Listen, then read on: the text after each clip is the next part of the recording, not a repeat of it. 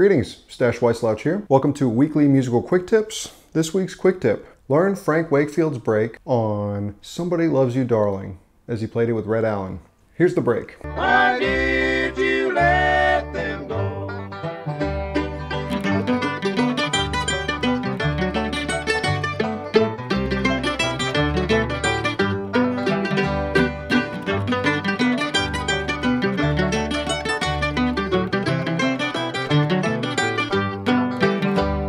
If you listen to the original recording, it's in A flat. I've tuned down the recording a half step because I think they're just playing at a G position, but the instrument's tuned up a half step. Why is this a good break to learn? It's a great study in arpeggios in practice, not just in theory. If you go back to quick tip number 14, we talked about arpeggios. Arpeggios 101, major arpeggios specifically.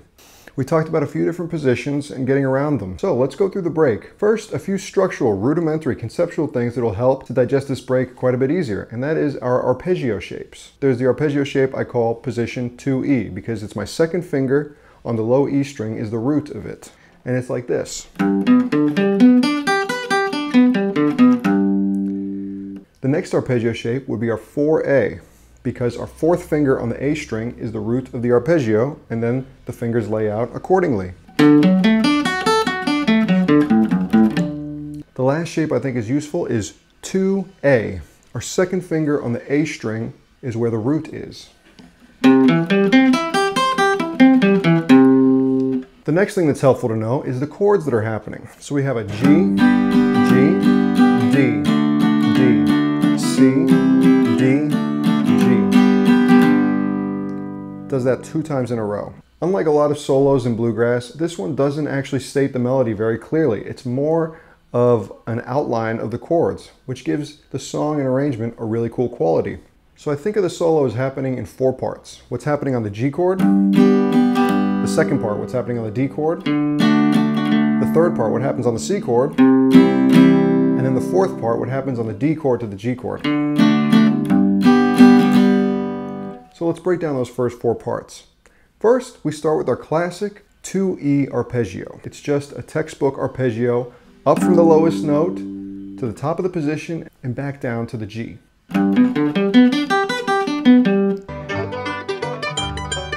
The second part, the part that occurs on the first D chord, is a 4A arpeggio going up from the root and landing on the note A.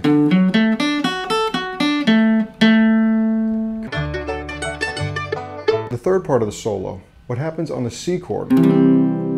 He hits a G twice on the 5th fret of the D string, and then he plays a 1, 2, 3, 5 tetrachord in C. The fourth part, the D chord going to the G chord. This is interesting. He starts the same way he started his previous D chord with a 4A arpeggio going up.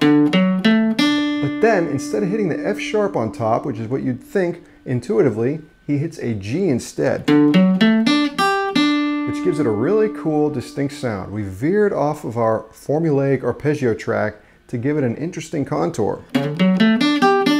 Cool, and then he ends by hitting a G and a B.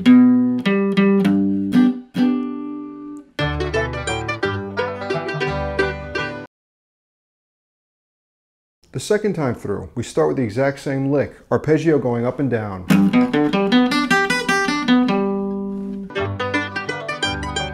Then we go to a 4A arpeggio in D, but instead of going to the A like we did before, it goes to a B and a G.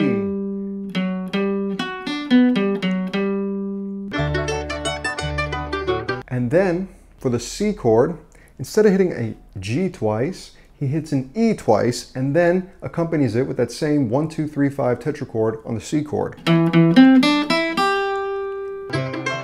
And then for the ending, it's the same as the first ending. And then the 2 chord tones, G and B and G, G, back to the boom chuck, chuck. So here's the whole solo in slow motion. 1, 2, 3, 2, 2, 3.